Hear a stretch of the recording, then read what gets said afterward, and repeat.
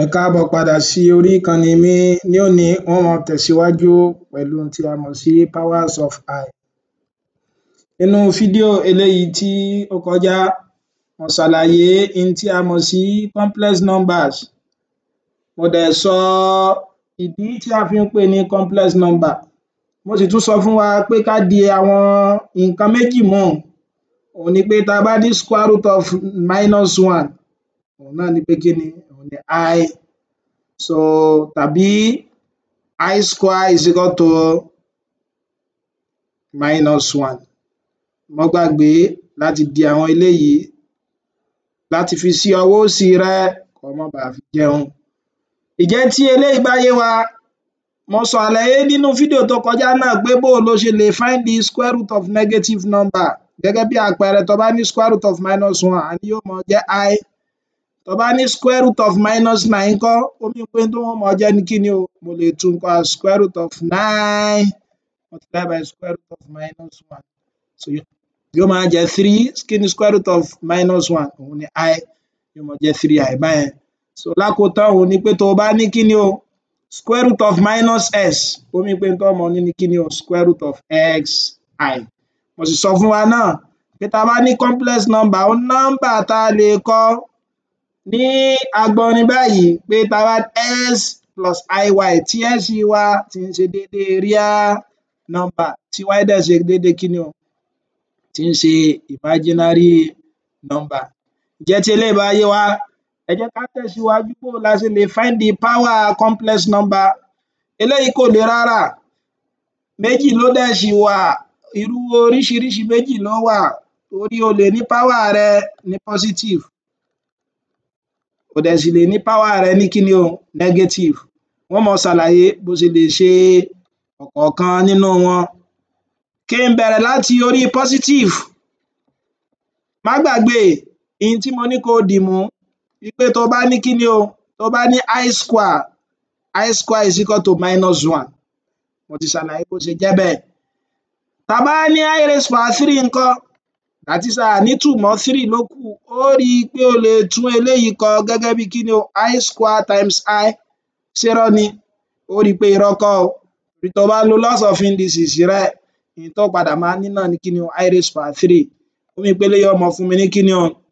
-1 multiplied by I, which will give me -I. Ǹjẹ́ tí eléyìí bá yé wa, bó ni tó bá jẹ́ pé 4 ló wà lókè? Mo tún lè tún eléyìí kọ gẹ́gẹ́ bí kí ni? I square everything square. Ó rí i pé eléyìí náà tẹ̀lé òfin tí a mọ̀ sí indices.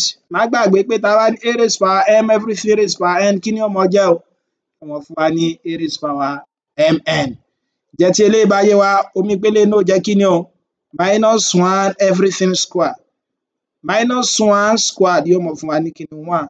Torí gbogbo negative pátá tó bá ti lè raise to power even, positive ni ó máa jẹ́. So ìgbà tí I raised power 4 tó fún wa ní kí ni? 1 ńkọ́? Tí n bá ní I raised power 100, ṣé o mọ̀ pé o lè tún eléyìí náà kọ gẹ́gẹ́ pé I raised power 4 tí ó máa wà ní factor 4 everything raised power 25 gẹ́gẹ́ bí indices rẹ. Torí 4 times 25, 100 náà ni ó padà fún ẹ. So eléyìí I raised power 4 pẹ̀lú ohun tá a ṣe ń bí, òun ni 1. 1 raised to power 25 yóò máa fún mi ní kí ni o?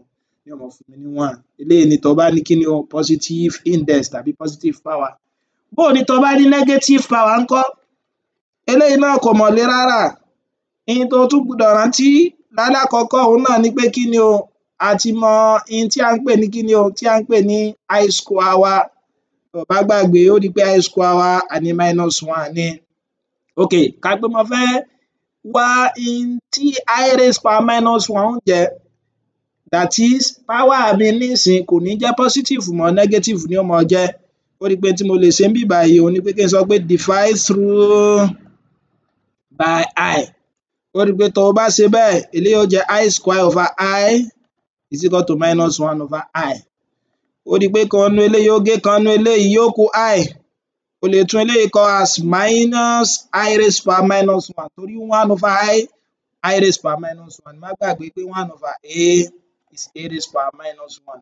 Ǹjẹ́ tí eléyìí bá yé wa, ó mean pé mo lè sọ pé I raised power -1 mi tí n bá multiply through by negative, 1 ó bí pé eléyìí náà máa jẹ́ minus I so tá a mọ́ fọ̀rọ̀ gùn òun ni pé kí ni o I raised power minus 1 mi ní tí yóò máa jẹ́ ni kí ni o yóò máa jẹ́ minus I yóò máa jẹ́ minus I ǹjẹ́ tí eléyìí bá yé wa kí ni I raised power minus 2 ó máa jẹ́ eléyìí náà kò mọ̀ le rárá so o lè lo ohun tá a ti ń ṣe bọ̀ tẹ́lẹ̀ láti ṣe sọ pé tí n bá ní I raised power minus 2 mo lè sọ pé kí ni o mo lè pè é ní I raised power 2 everything raised power minus 1 a sì ti mọ̀ pẹ̀lú ohun tí mo kọ sókè níbí wípé I raised power 2 wa kí ni ó mọ fún wa minus 1 eléyìí náà ó jẹ́ minus 1 everything raised power minus 1 yóò máa jẹ́ 1 over minus 1 which is equal to minus 1 I raised power minus 3 ńkọ́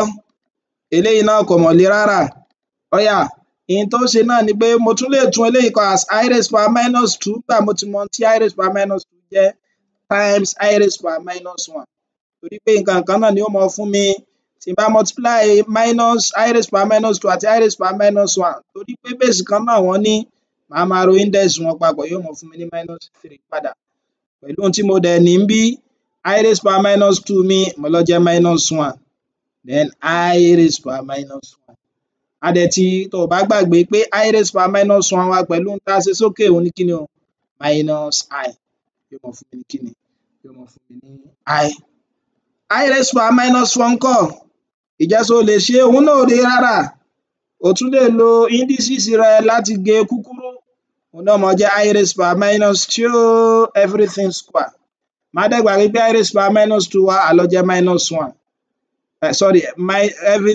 so everything square yóò mọ fún mi ní 1 I raised power minus 100 ńkọ́ òun náà ò lè ìgbà tí mo ti mọ I raised power 4 minus 4 mo lè sọ pé òun náà is I raised power minus 4 everything raised power 25 I raised power minus 4 rẹ ó jẹ́ 1 25 so yóò mọ fún mi ní 1 ó rí i pé kò le rárá eléyìí ni bó ṣe mọ ṣe àwọn power of I so a mọ lò ó àwọn gbogbo ohun tá a ti ṣe yìí nínú àwọn fídíò tó ń bọ̀ dè mọ́ apá ọ̀tún ọwọ́ ọ̀tún rẹ kó má bàa fi jẹun ǹjẹ́ tí eléyìí bá yé wa dákun má gbàgbé láti subscribe sí orí ìkànnì mi like kó dẹ̀ share pẹ̀lú bá mi sọ fún àwọn akẹgbẹ́ rẹ kí wọ́n ṣe bẹ́ẹ̀ títí wọn á fi mọ pàdé rẹ nínú fídíò tó ń bọ̀ o ṣeun.